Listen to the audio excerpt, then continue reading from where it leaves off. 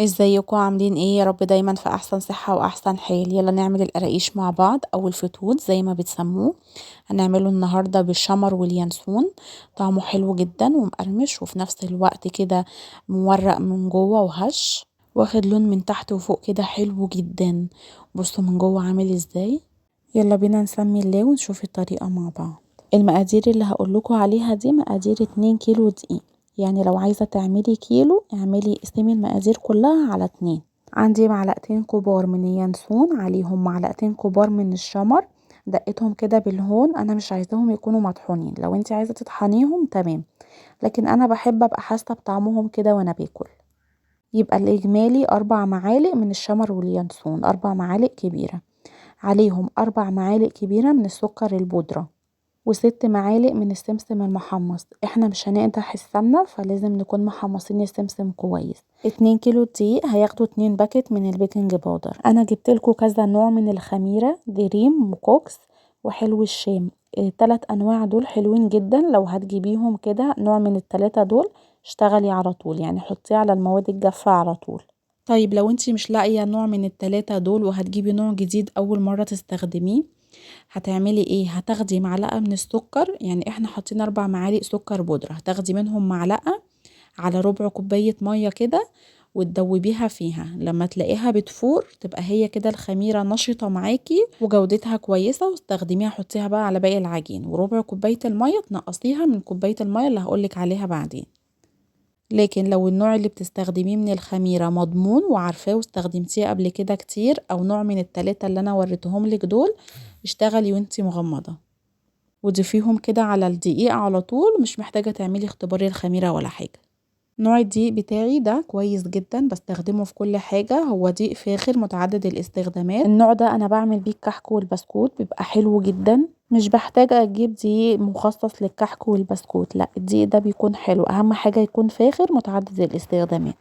الكيس الواحد كيلو صافي، فانا حطيت كيسين دقيق وحطيت عليهم 4 معالق من السكر البودرة و4 معالق شمر على ينسون، عليهم 6 معالق سمسم محمص. السمسم انا حمصته ازاي؟ جبته كده وحطيت طاسة على النار، اول ما سخنت نزلت عليها كده بالسمسم وبقيت اقلبه لحد ما خد لون كده خفيف معايا، وبعد كده طلعته من على النار ونقلته في طبق.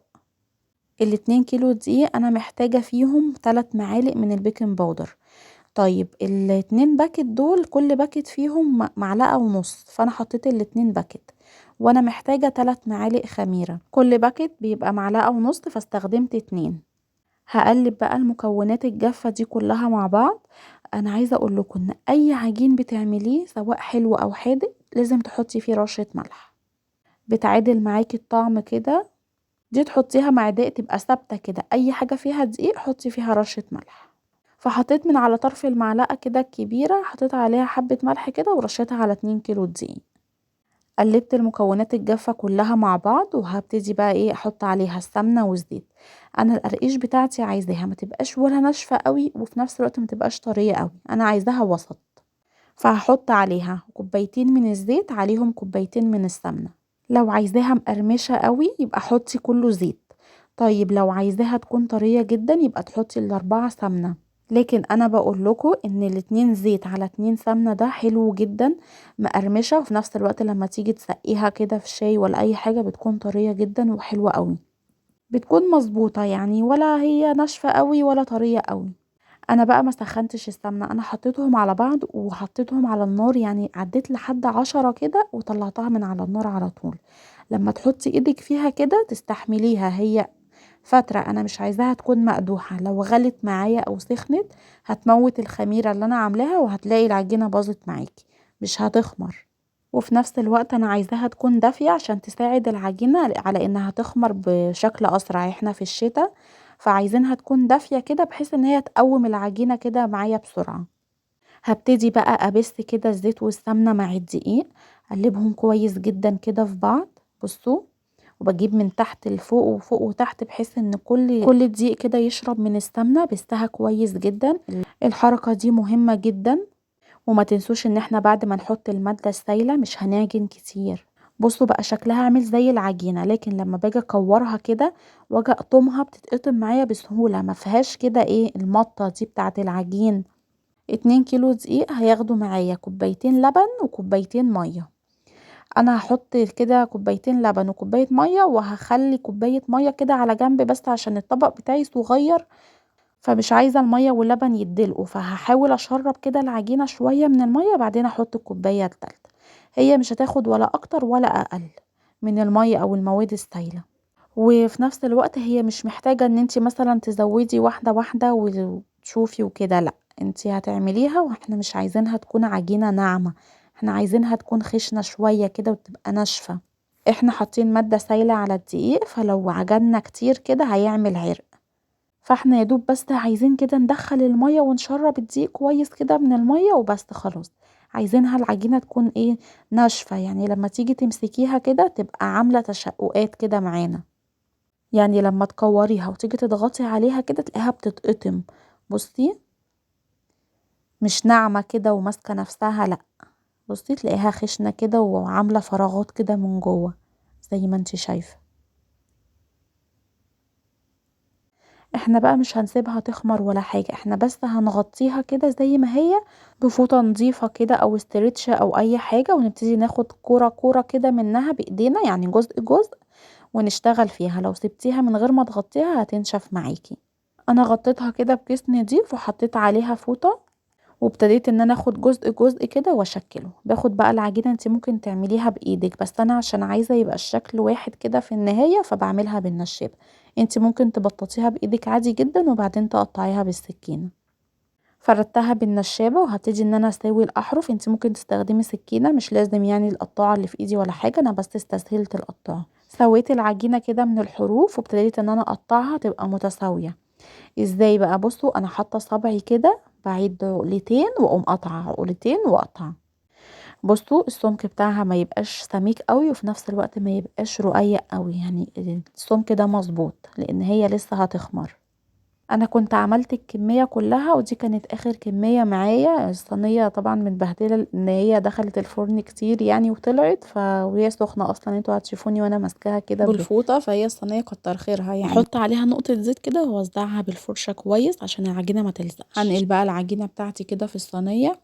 انا عملت كذا صينيه، وبقيت اول صينيه اعملها هي اللي ادخلها الفرن، بتكون ايه، خمرت كده شويه. طبعا الفرن شغال والمطبخ دافي فالعجينة بتخمر بسرعة، فأول صينية بعملها واعمل بعديها كده 2 أو 3. فأول ما الصينية اللي في الفرن تطلع بدخل أول واحدة أنا عملتها بحيث ان هي تكون خمرت شوية.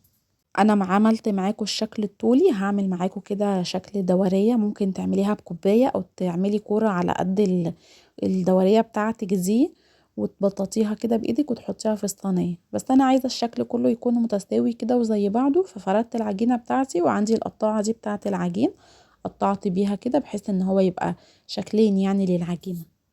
دخلتها الفرن مدة 20 دقيقة على درجة حرارة 180. أنا الفرن عندي لازم أشغل الشواية عشان ياخد لون كده من فوق، فأنا مش كل شوية هقعد أفتح وأقفل في الشواية وفي الفرن وكده، فأنا شغلت الشواية بقت فوق وتحت كده مع بعض، ودرجة الحرارة 180 والشواية على أهدى حاجة.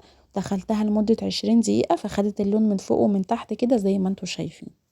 تسويتها مظبوطة جدا ولونها حلو قوي. دي صينية كده لسه مطلعاها من الفرن.